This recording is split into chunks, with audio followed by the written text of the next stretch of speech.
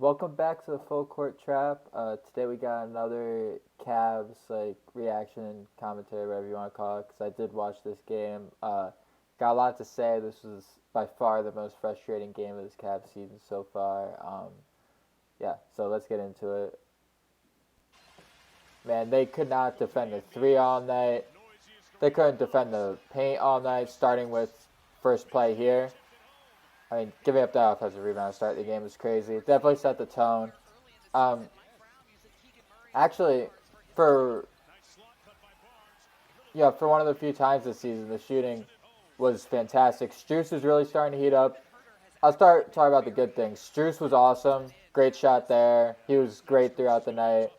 Who else was great? LeVert was great. Besides that, I can't really think of anyone who did well. LeVert's been on fire. He's been a bright spot in pretty much every game besides the first game so far. LeVert's been awesome. And Strus has really been heating up recently. Now talking about the things that didn't go well. Pretty much everything else, man. Letting them start out getting the hoop, helped them build some rhythm, and then we couldn't defend them. They shot. I'm not looking at the numbers right now, but at one point I think they were 19 of 33 from three, which is just insane.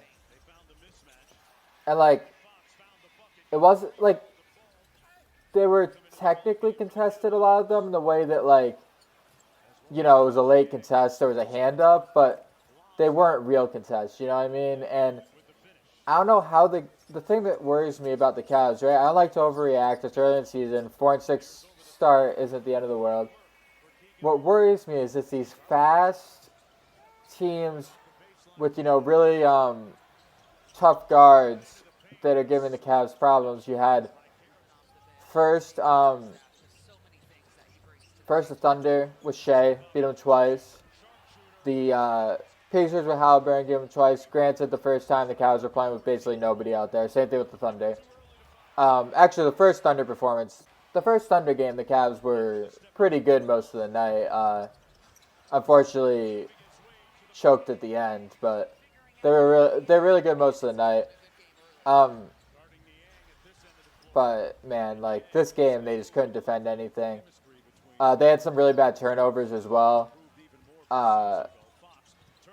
But Allen and Mobley were pathetic. I mean, Mobley was having a hard time catching the ball a lot. They just kept letting him get inside. Granted, Fox is an incredible player. Don't get me wrong. Fox is awesome. But, I mean, you gotta play better defense than this. It's just making it way too easy for him. And, if you let him get easy stuff, then it's, the more difficult stuff's going to be.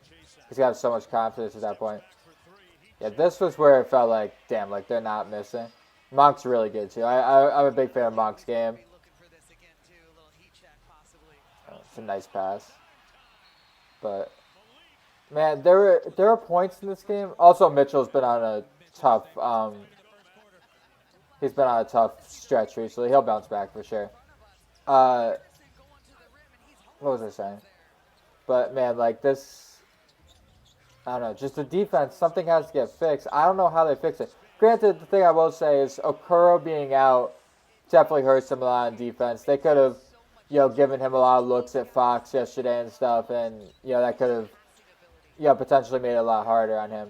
But unfortunately, this is the NBA. There's going to be injuries throughout the year. You can't look this bad with, all four of your All-Stars out there.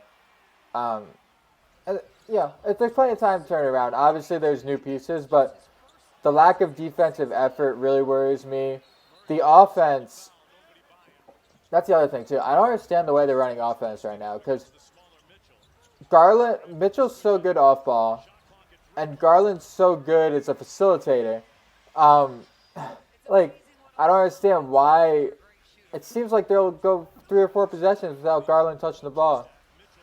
I don't get it. That was a nice shot by Mitchell, but I really don't understand it, and I don't think it's a Mitchell thing. I think it's a Bickerstaff coaching decision. See, that's a contest, but is that really a contest? That's an open shot, That's how a lot of the contests yesterday were. But I just don't understand the way they're running offense. Like, you have the way I was talking to my friend about it yesterday. The way I described it is like, that's a nice one too. The way I described it is you have. I'm not saying Garland is quite prime Chris Paul, but in terms of play style and everything, he plays a lot. Like Chris Paul.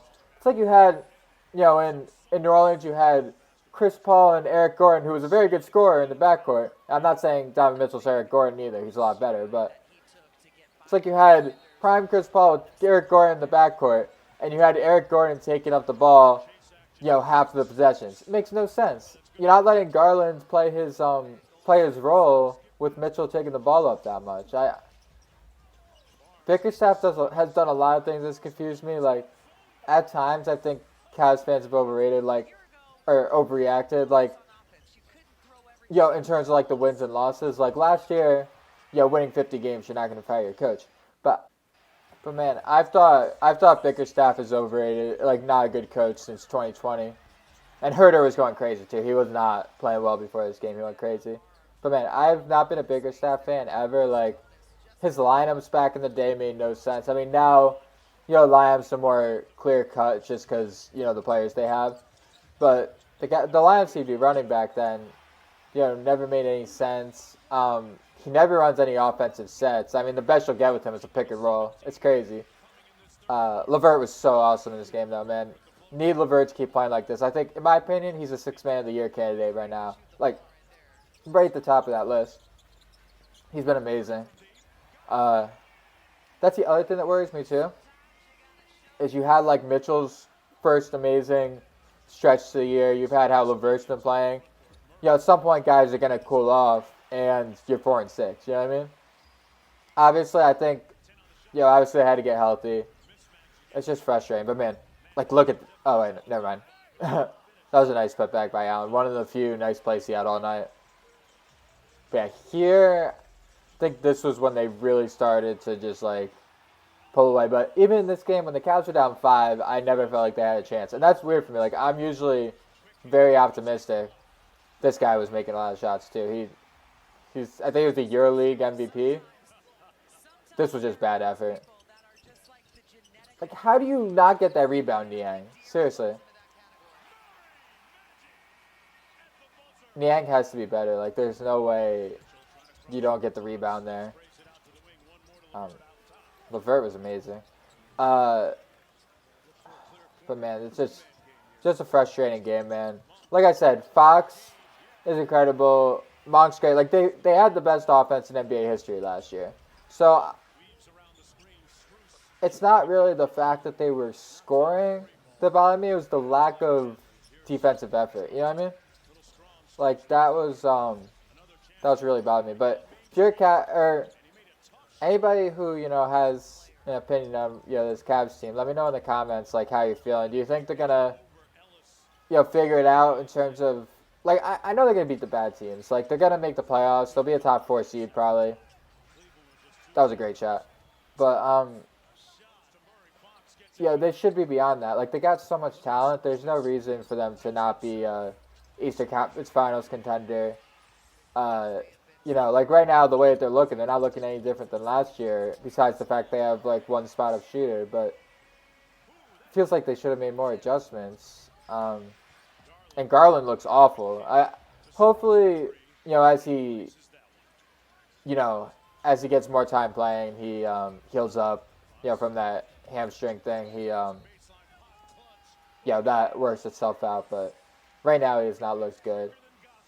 And in general, it feels like ever since Mitchell's gotten here, Garland's been scared to play the role that we saw a couple years ago. Him just carrying and being an amazing elite point guard.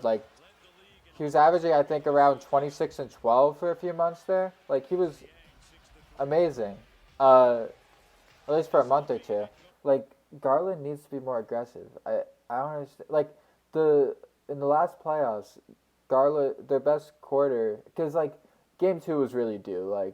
They just went crazy in that game. But that's pretty normal for a home team to bounce back from a Game 1 loss like that.